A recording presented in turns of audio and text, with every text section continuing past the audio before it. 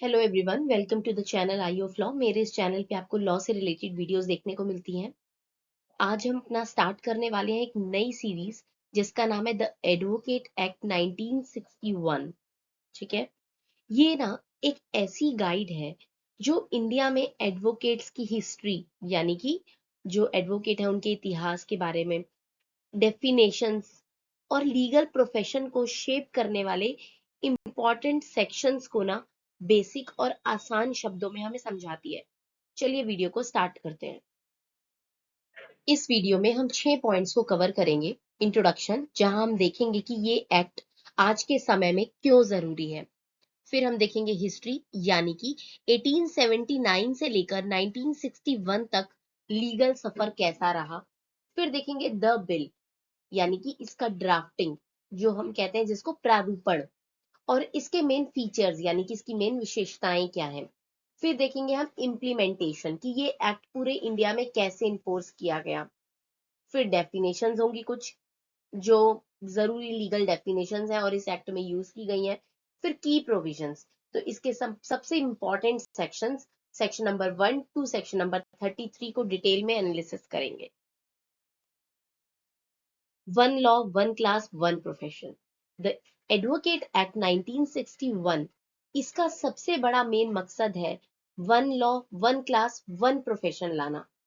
इस एक्ट ने अपने से पहले इंडियन बार काउंसिल एक्ट को रिप्लेस करके पूरे देश में लीगल प्रोफेशन को यूनिफाई किया, यानी कि एकीकृत किया। इस एक्ट का सेंट्रल आइडिया बहुत सिंपल है।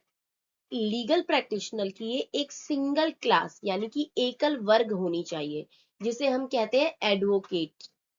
ये एडवोकेट इंडिया के किसी भी कोर्ट या ट्रिब्यूनल में अपीयर हो सकते हैं।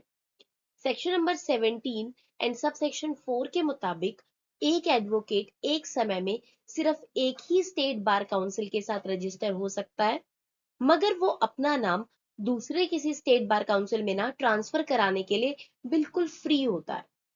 अगर हम एट अ ग्लांस देखें तो ये एक्ट 1961 में इनैक्ट हुआ। इसमें टोटल 60 धाराएं हैं, यानी कि 60 सेक्शंस हैं, 7 चैप्टर हैं, 7 अध्याय हैं, और एडवोकेट की सिर्फ एक क्लास है, एक ही श्रेणी है। अगर हम एडवोकेट एक्ट 1961 के हिस्ट्री की बात करें, ठीक है, तो लिखा हुआ है from scattered practitioner to one profession. यानी कि अगर 1879 में हम देखें तो जो लीगल प्रैक्टिशनर एक्ट था ना, उसके तहत लॉयर्स को अलग अलग कैटेगरीज जैसे कि एडवोकेट्स, वकील, बैरिस्टर एंड प्लीडर्स में बांटा हुआ था। ठीक है, 1947 में इंडिपेंडेंस के बाद एक यूनिफाइड जुडिशरी यानी कि एकीकृत न्यायपालिका की जरूरत महसूस हुई। फिर 1953 में बार को रेगुलेट करने के लिए ऑल इंडिया बार कमेटी का गठन किया गया। 1955 में लॉ कमीशन ने अपनी 14th रिपोर्ट में कमेटी के व्यूज को एंडोर किया, एंड देन 1961 में फाइनली एडवोकेट एक्ट पास हुआ और सभी क्लासेस को मर्ज करके एडवोकेट्स की एक सिंगल क्लास बना दी गई। ठीक है, इसका मतलब है कि 1961 से पहले लीगल प्रोफेशन में अलग अलग कैटेगरीज थी और सब कैटेगरीज थी, जैसे कि एडवोकेट्स थे, लॉयर्स थे, वकील थे, बैरिस्टर थे और प्लेडर्स थे। इन सबकी पोजीशन और राइट्स ना अलग अलग होते थे। लेकिन जब हमारा द एडवोकेट एक्ट 1961 पास हुआ तो इस एक्ट ने सारी की सारी पुरानी कैटेगरीज को आपस में मर्ज कर दिया, यानी कि मिला दिया, और सबको मिलाकर एक सिंगल क्लास बना दी, जिसे एडवोकेट्स कहा गया। इसमें ना एक सीनियर स्टेटस जो है उसको अलग से रिकॉग्नाइज किया गया। ठीक है, उसमें क्या किया गया, अगर किसी एडवोकेट के पास कोई एक्सेप्शनल स्किल है या कोई एक्सपीरियंस है ना, तो सुप्रीम कोर्ट या हाई कोर्ट उन्हें सीनियर एडवोकेट का टाइटल दे सकती है। तो अगर इजी वर्ड्स में हम देखें तो 1961 से पहले लॉयर्स अलग अलग नाम और ग्रुप्स में बटे हुए थे। इस एक्ट ने उन सभी ग्रुप्स को खत्म करके सबको एक बराबर दर्जा दे दिया। ठीक है, जिसको हम कह देते हैं एडवोकेट्स। और इसमें सुपीरियर स्टेटस के रूप में सिर्फ सीनियर एडवोकेट की कैटेगरी को रिकॉग्नाइज किया गया, जिसको भी कौन दर्जा देता है, सुप्रीम कोर्ट और हाई कोर्ट ही, उनके स्किल्स को देख करके। The blueprint behind the act, मतलब अब बात करते हैं इस एक्ट के ब्लूप्रिंट की, यानी कि नक्शे या फिर रूपरेखा की। द रिकमेंडेशंस, ये जो बिल है ना, ऑल इंडिया बार कमेटी 1953 और लॉ कमीशन की रिकमेंडेशन पर ड्राफ्ट किया गया था। ठीक है, ध्यान रखना कि एडवोकेट एक्ट का बिल जो है किसकी रिकमेंडेशन पर ड्राफ्ट किया गया, तो वो थे all India bar committee 1953 and law commission. ठीक है, इसका मेन मकसद था देश में जुडिशियल एडमिनिस्ट्रेशन यानी कि न्यायिक प्रशासन और लीगल एजुकेशन यानी कि कानूनी शिक्षा में बड़ा सुधार लाना। ठीक है, इसमें ना दो सबसे मुख्य बातें थी, दो मेन इंपॉर्टेंट बातें थी। Dual system preserve for now, यानी कि शुरुआत में कलकत्ता और बॉम्बे हाई कोर्ट्स के ड्यूअल सिस्टम यानी कि द्वैध प्रणाली, इनको रिकॉग्नाइज किया गया, जिसे बाद में एबॉलिश करने के ऑप्शन रखे गए। ठीक है, दूसरा है अ कॉम्प्रिहेंसिव मेजर, ये एक कॉम्प्रिहेंसिव लेजिस्लेशन यानी कि व्यापक कानून था, जिसे पुराने इंडिया बार काउंसिल एक्ट 1926 को पूरी तरीके से रिपील करने के बाद डिजाइन किया गया था। ठीक है, यानी कि अगर हम इसमें डेट देखें तो ये बिल 19 नवंबर 1959 को ऑफिशियली गैजेट ऑफ इंडिया में पब्लिश हुआ था। ठीक है, अब देखते हैं मेन फीचर्स, यानी कि इस एक्ट के सबसे मेन विशेषताएं क्या है। तो इसका सबसे मेन इंपॉर्टेंट विशेषता ये है कि इसने ऑल इंडिया बार काउंसिल के गठन पर जोर दिया। ठीक है, यानी कि इस एक्ट ने कहा कि एक नेशनल बॉडी, एक राष्ट्रीय निकाय का एस्टेब्लिशमेंट जरूरी है, जो एडवोकेट्स का रेगुलेशन करेगी और उन्हें सुप्रीम कोर्ट समेत पूरे इंडिया में प्रैक्टिस करने का अधिकार देगी, राइट देगी। अ सिंगल क्लास, सभी तरीके के प्रैक्टिशनर को मिला एक सिर्फ एक सिंगल क्लास, जिसे कहा गया एडवोकेट्स। इसके बाद आया यूनिफॉर्म क्वालिफिकेशन, देश भर में जितने भी एडवोकेट्स थे ना, उनके एडमिशन और एनरोलमेंट के लिए एक जैसी क्वालिफिकेशन और प्रोसीजर तय किया गया। फिर आया मेरिट बेस्ड हायरार्की, यानी एडवोकेट्स को उनके मेरिट्स और एक्सपीरियंस के हिसाब से सीनियर एडवोकेट और दूसरे एडवोकेट्स में डिवाइड किया गया। नेक्स्ट है ऑटोनोमस बार काउंसिल्स, पूरे इंडिया के लिए एक सेंट्रल बार काउंसिल और हर स्टेट के लिए अलग अलग ऑटोनोमस बार काउंसिल्स बनाए गए। ठीक है, तो ये कुछ मेन फीचर्स थे इस एक्ट के। Implementation passed by parliament, carried across India. अब देखते हैं कि इम्प्लीमेंटेशन यानी कि कार्यान्वयन कैसे हुआ इस एक्ट का। तो 19 मई 1961 को रिपब्लिक ऑफ इंडिया के 12th ईयर में पार्लियामेंट ने इस एक्ट को पास किया। सेंट्रल गवर्नमेंट द्वारा इंप्लीमेंट किए गए इस एक्ट में कुल 60 सेक्शंस हैं, 7 चैप्टर्स हैं। ठीक है, व्हाई दिस मैटर्स, तो इस एक्ट ने लीगल प्रैक्टिशनर से जुड़े पुराने कानूनों को बदलकर एकेडमिक क्वालिफिकेशन यानी कि शैक्षणिक योग्यता, रजिस्ट्रेशन और डिस्क्वालिफिकेशन यानी कि अयोग्यता में पूरे देश में एक यूनिफॉर्म सिस्टम लागू किया, एक समान प्रणाली लागू कि अगर कि पूरे देश में किसी को भी एडवोकेट बनना है ना, तो उसके लिए उनकी क्वालिफिकेशन और डिस्क्वालिफिकेशन पूरे देश में एक ही है। इसमें एक एक्सेप्शन आया कि जब ये एक्ट बना तब ये पूरे इंडिया में लागू था, सिवाय जम्मू एंड कश्मीर के। ठीक है, जहां इसके बाद इसे ना बाद में एक्सटेंड किया गया था, जो कि हमें पता था जब हमारा JNK रीऑर्गेनाइजेशन हुआ था। अब देखते हैं कि इस एक्ट में कौन से लीगल टर्म्स या डेफिनेशंस को यूज किया गया। ठीक है, तो सबसे पहले advocates, section number 2 subsection 1A, इसका मतलब है कि कोई भी ऐसा व्यक्ति जो इस एक्ट के तहत बनाए गए किसी भी रोल में रजिस्टर्ड हो। इसने पुरानी क्लासेस जैसे कि वकील, प्लेडर्स और अटॉर्नीज को ना बिल्कुल रिप्लेस कर दिया। नेक्स्ट है आपका appointment day, section number 2 subsection 1B, वो दिन जब इस एक्ट के प्रोविजन जो है ऑफिशियली फोर्स में लाए गए थे, ऑफिशियली लागू हुए थे। नेक्स्ट है bar council of India, section number 2 section subsection 1E और सेक्शन नंबर 4, ये एक सेंट्रल काउंसिल है जो इन सभी टेरिटरीज के लिए एस्टेब्लिश की गई जहां ये एक्ट अप्लाई होगा। ठीक है, नेक्स्ट है law graduate, section number 2 subsection 1H, मतलब ये लॉ ग्रेजुएट्स कौन होते हैं, तो ऐसे व्यक्ति जिसने इंडिया के लॉ द्वारा रिकॉग्नाइज्ड किसी भी यूनिवर्सिटी से लॉ में बैचलर डिग्री कंप्लीट की है वो होते हैं लॉ ग्रेजुएट्स।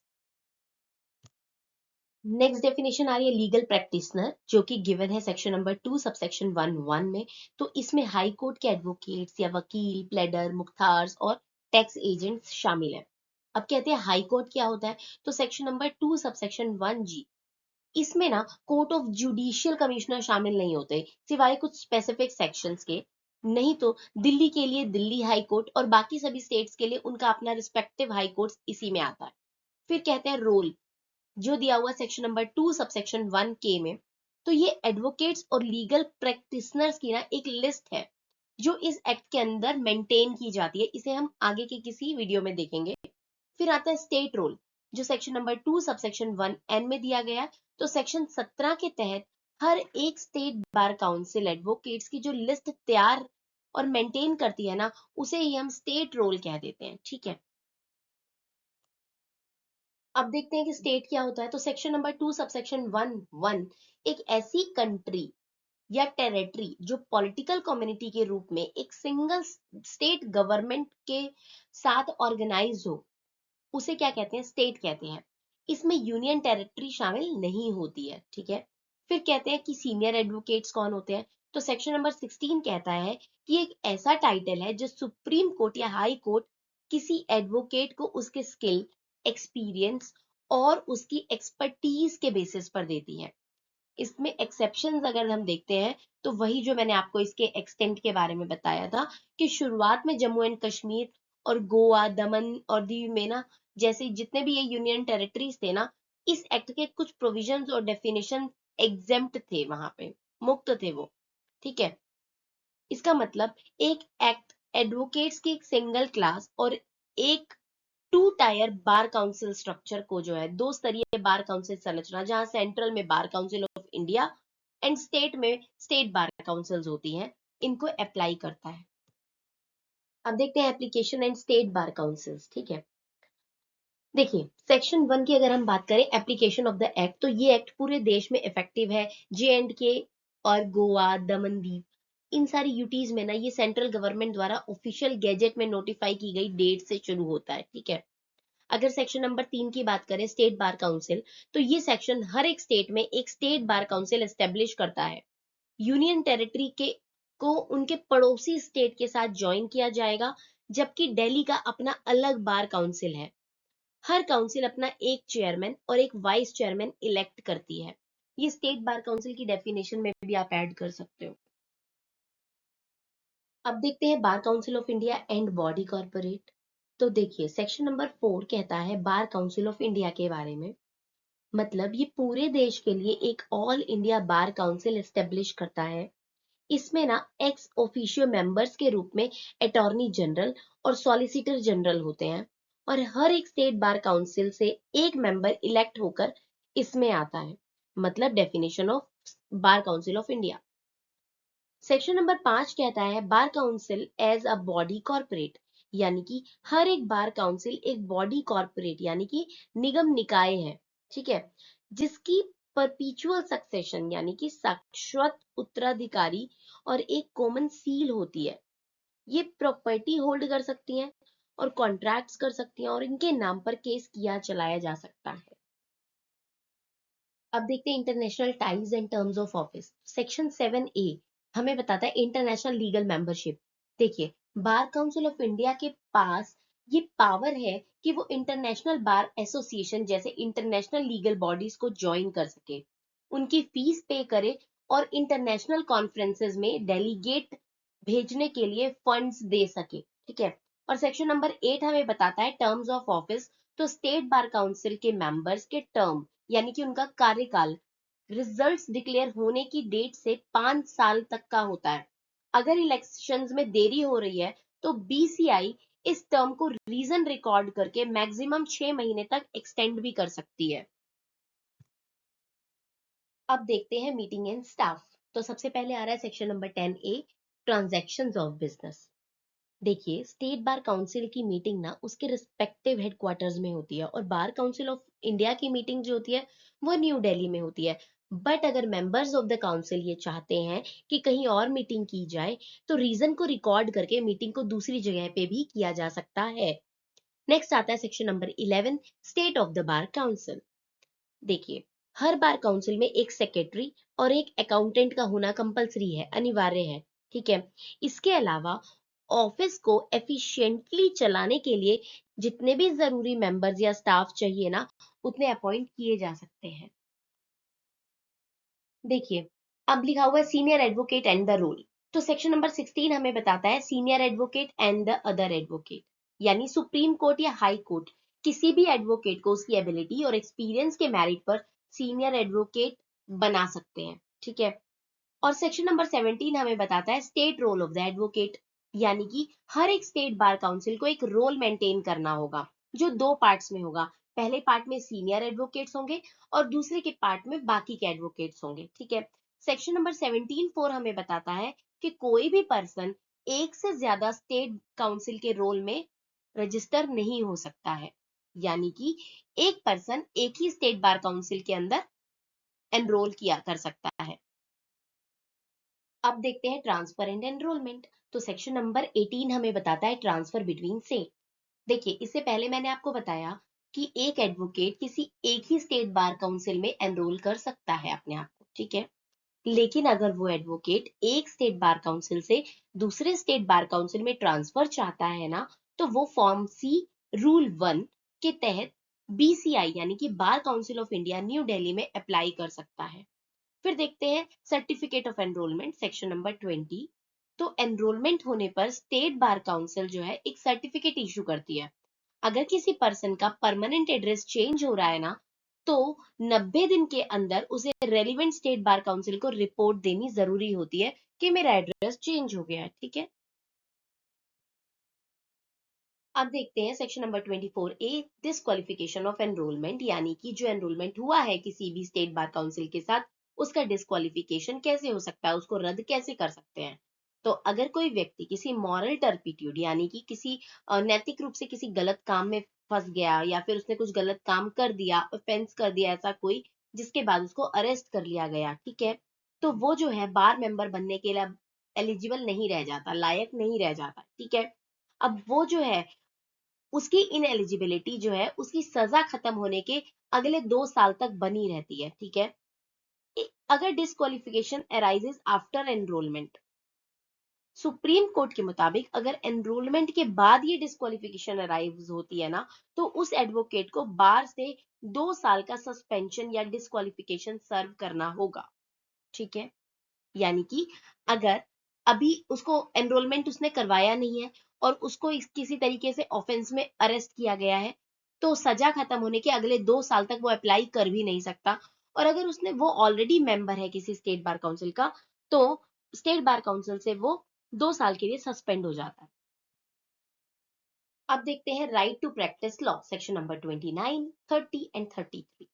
देखिए, सेक्शन नंबर 29 बताता है एडवोकेट्स द रिकॉग्नाइज्ड क्लास, यानी इस एक्ट के लागू होने के बाद से लॉ प्रैक्टिस करने के लिए एलिजिबल प्रैक्टिशनर्स की ना सिर्फ एक ही क्लास रह गई है, वो रह गई है एडवोकेट्स। एक ही श्रेणी रह गई है, वो रह गई है एडवोकेट्स। ठीक है।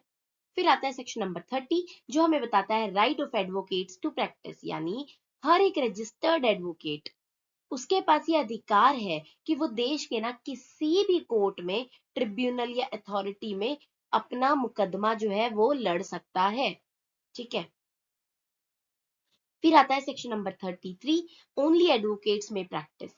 ये सेक्शन ना क्लियर करता है कि इस एक्ट के तहत एनरोल एडवोकेट्स के अलावा कोई भी व्यक्ति किसी कोर्ट या अथॉरिटी के सामने किसी का रिप्रेजेंटेशन नहीं कर सकता। ठीक है। इसी के साथ हमारा ये topic introduction of advocate act जो है वो खत्म होता है। अगर आपको कोई भी डाउट है तो मुझे कमेंट सेक्शन में लिखिए। और इसके अलावा आगे जो आने वाली वीडियोस हैं वो पूरे के पूरे एडवोकेट्स एक्ट 1961 को कवर करेंगी। मेरी वीडियोस को लाइक करिए, मेरे चैनल को सब्सक्राइब करिए। Thanks for watching.